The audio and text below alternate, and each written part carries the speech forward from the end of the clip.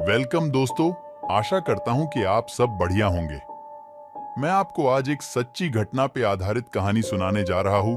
तो क्या है कहानी में, आओ सुनते हैं।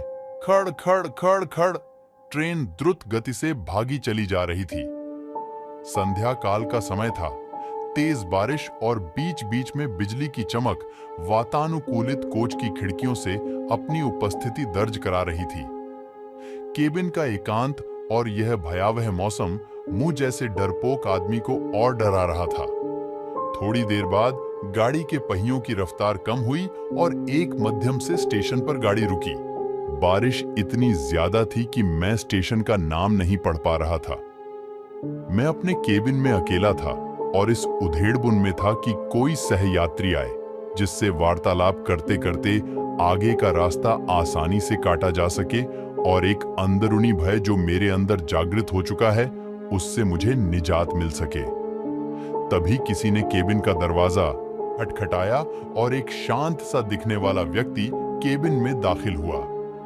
अपना सामान आदि व्यवस्थित करने के बाद वो मेरी तरफ देखकर मुस्कुराया और मेरी तरफ हाथ आगे बढ़कर उसने अपना परिचय दिया। मैं मिस्टर घोष, वो बोला।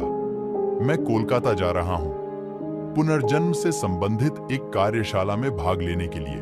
मैंने उसे बताया कि मैं कानपुर में व्याख्याता के पद पर हूं और पटना जा रहा हूं। उसने कुछ खाने का सामान निकाला और मुझसे भी खाने हेतु आग्रह किया, किंतु मैं बहुत ही सशंकित व्यक्तित्व का प्राणी, ट्रेन में किसी अजनबी के द्वारा दिए गए खाने को लेना असंभव था मेरे लिए।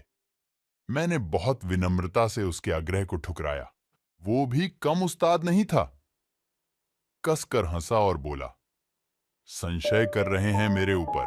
अभी तो कुछ नहीं, देखिए आगे क्या क्या होता है। उसके यह शब्द सुनकर मुझे सांप सूंघ गया, किंतु मैंने किसी तरह अपनी घबराहट को छिपाया। कोई स्टेशन आने पर वो उतरता और ट्रेन चलने के बाद किसी दूसरे कंपार्टमेंट से चढ़कर फिर आ जाता। पूछने पर बोलता कि बीच बीच मैं रेलवे की नौकरी भी कर लेता हूं। थोड़ी देर बाद मैं और वह विभिन्न विषयों पर चर्चा करने लगे। उसने पुनर्जन्म से संबंधित बातें प्रारंभ की और पुनर्जन्म को अंधविश्वास बताया। थोड़ी देर बाद उसने मुझसे पूछा कि क्या आप भूत प्रेत पर विश्वास करते हैं? मैंने कहा, बिल्कुल। वो जोर से हंसा और बोला, यह सब बकवास है, मुझे भूतों पर विश्वास था। किंतु वो भूतों के अस्तित्व को नकारता रहा। रात अपने यौवन पर पहुंच चुकी थी। चर्चा उपरांत मैं वातानुकूलित प्रथम श्रेणी के कक्ष में सोने का प्रयास कर रहा था।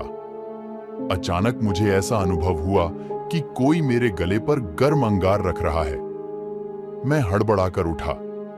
कहीं कोई नहीं। मेरे अलावा उस कक्ष में मेरा वही सहयात्री था जो सामने की बर्थ पर लेटा घोड़े बेंच कर सो रहा था।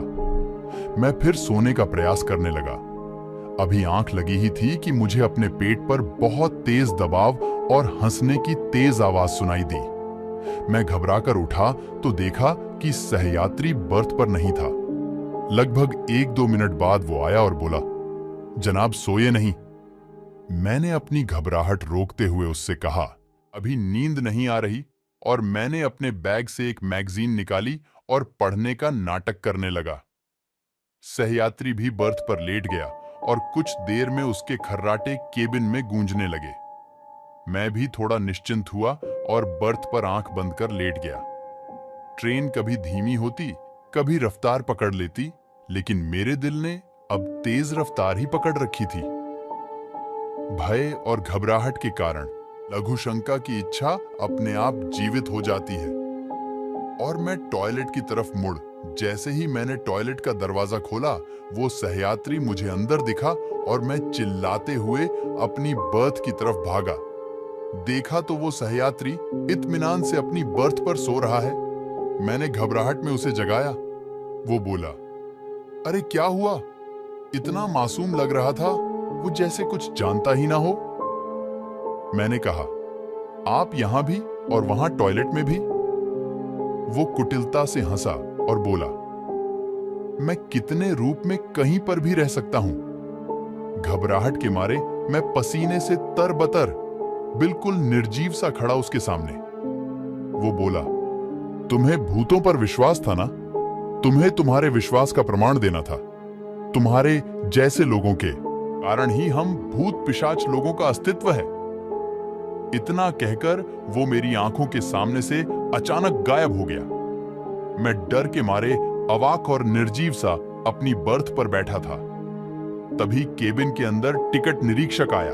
उसका चेहरा देखकर मुझे बेहोशी छाने लगी, क्योंकि यह वही सहयात्री था मेरा, और वो टिकट चेक कर मुस्कुराता हुआ चला गया।